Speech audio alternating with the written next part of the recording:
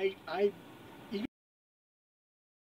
cheeks of every man in the audience. That's how much chew is going on. I mean, my act should have been, I should have yelled from the bottom of a spittoon. That's how much I chewed it. It just did not go well, man. Because I talked fast, and I did, at the time I was working topical, and like, we're in South Bend, all right? I mean, like, you know what they know? They know Notre Dame football, and that they don't like me. That's literally the two things that they know in South Bend, Indiana. We love Notre Dame football, we don't like Mike Schmidt. And I shouldn't have known that, but whatever, that's fine. All I did was seal the deal on that. And I fucking bomb, and then I go ahead and all right, I do okay, and nobody heckles at least. They're polite. They politely roll their eyes and cough into their hands, and I do my thing, as they kind of commiserate with one another about what that big word was that I used over and over.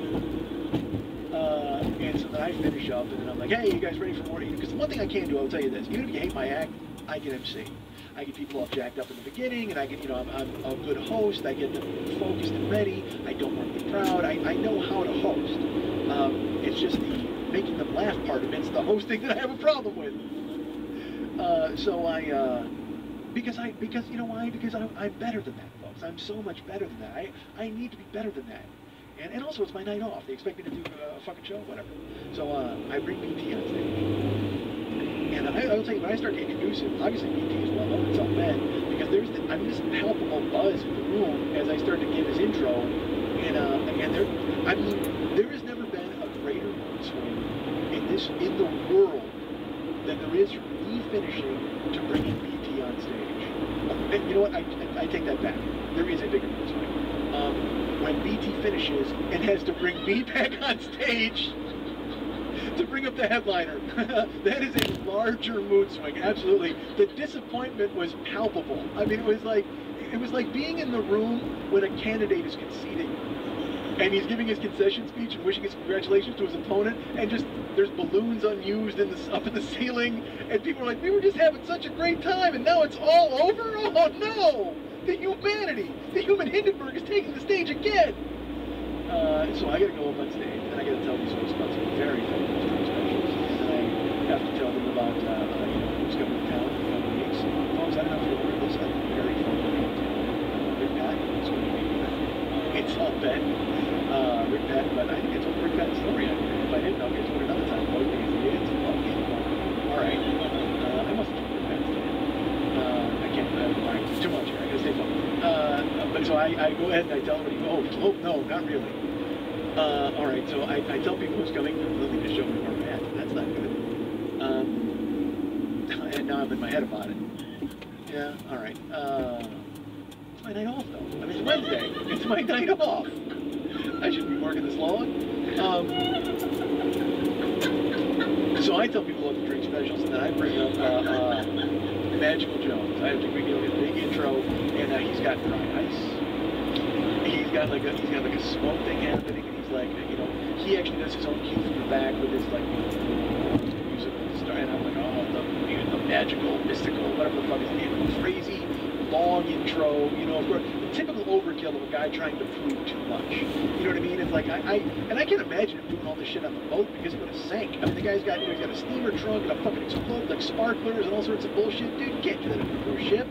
14 Mexicans dive off the side and swim for help. God damn it. So, Mexicans on cruise ships, right? Dominican. That's what it is. I don't know, but I said it like dude, you can't do that on a cruise ship. 14 Mexicans swim for the side, swim for help. Oh, there goes. Alright, so, remember that joke 40 days ago in this fucking show? So I bring up Magical, and he comes up with, like, he essentially, mysteriously stares at people when he does his bit in his music, and I gotta get the back, because I gotta turn off the music to bring him on, and I gotta piece everything together. So I go in the back, Paul Lane is sitting there, and just, like, literally chewing a cigar that James would put Peter on. The most joyless man on earth. If he's not busting your balls, he's working. You know what I mean? Like that kind of an asshole. Oh, I hated him. He ran his comedy, again, ruthlessly efficient, but he made his little bit of foreman on the docks. I mean, like, I'm serious. I kept waiting for Marlon Brando to call a strike. It was just fucking horrible, dude. I could have been a middle act. I could have been a middle act. Fucking Rod Steiger. All right, so I'm starting to run the stuff for Magical Guy, and I'm running his cues, and I'm running his magic, and I'm running his tricks, and I'm not running. Well, I apologize. I'm not running his tricks. I'm running his lights and his music, which means I have to watch it, folks. I mean, I can't. Normally, you just want to fucking. You always want to be over, and I'll watch people that are funny. You can always learn from funny people. But man, I can't learn anything from this guy except where to hide the rabbit. I mean, honestly, I don't. And that's the thing. For all of his edge, for all of his, I open for Amazing Jonathan, I've got knives and blades and all sorts of bullshit. He's doing the same shit. He's doing the same thing you see a million guys do. Oh, look, a red phone bomb. Oh, really? Oh, what's that? A 4 of clubs? Would you find that at the bottom of your shoe? Of course you did. I don't. Holy shit. I can't believe the Lord himself put a $5 bill in an orange. I mean, honestly. This is so bad, dude. I mean, this is rudimentary Marshall Brodeen, turn the rice into water, and then tap the deck and your cards on top. Middle of the night, buy this set, and you'll learn how to be a magic man. Bullshit. So I'm watching him do it, but again, but with music. Like, I guess if you fucking, pull a fake dub out and make it, and I will tell you this, he has a trick, folks, which we've all seen.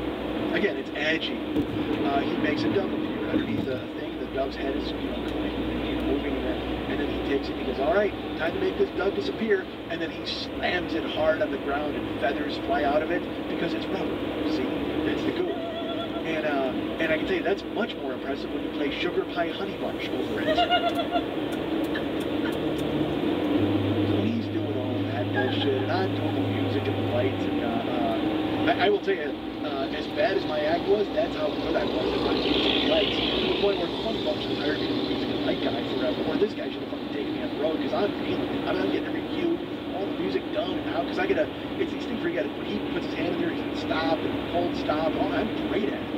And he does his act, and as sweaty and as shaky as he was in the green room, you can multiply that by 2 on stage, because he looks to me like a guy who's never been in front of a crowd before, and his acts, his tricks are cheap, and he's stammering over his words. I'm watching him going, I can't believe this guy's going to be here the rest of the week. I mean, it was just, and I also can't believe 14 Mexicans didn't pitch him off the side of the goddamn ship.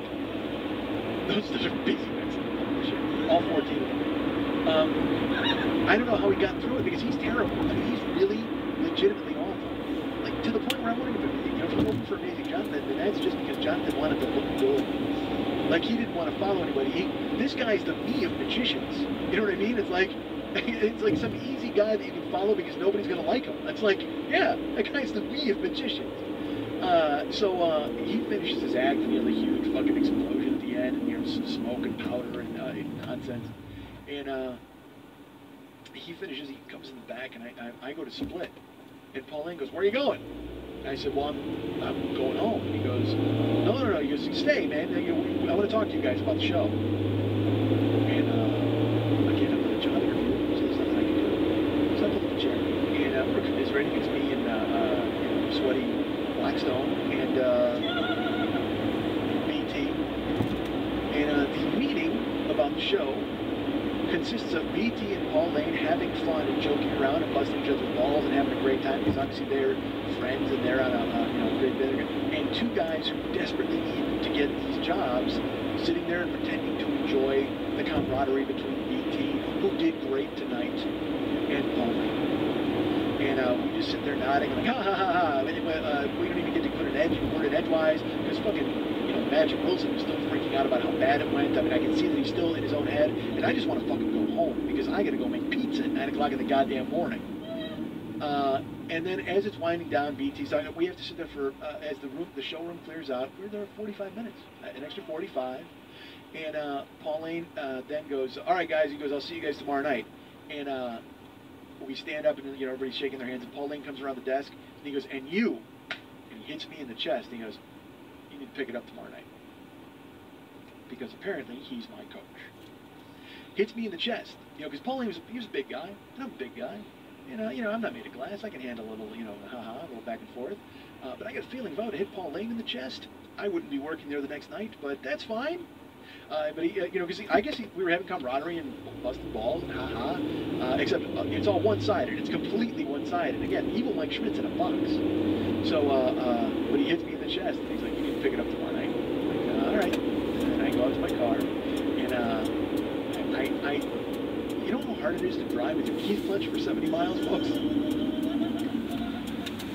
I mean, I've had a lot of those drives where I've been really thinking about whether or not I'm doing the right thing for a living. But sadly, all those other times I could have quit. This time I can't, because I got 4 more days of a job interview ahead of me, for Christ's sake. I can't possibly, because this is make or break week. This determines everything. I can't throw in the towel yet. Evil Mike Schmidt needs to stay in the box for 4 more days. So I go home, work pizza, drive back Thursday. Same thing, BT floats in on his cloud of brilliance, and everybody loves him, and they're fucking, you know, so happy to see him, and they should be, because he's, again, could not be nicer or more handsome.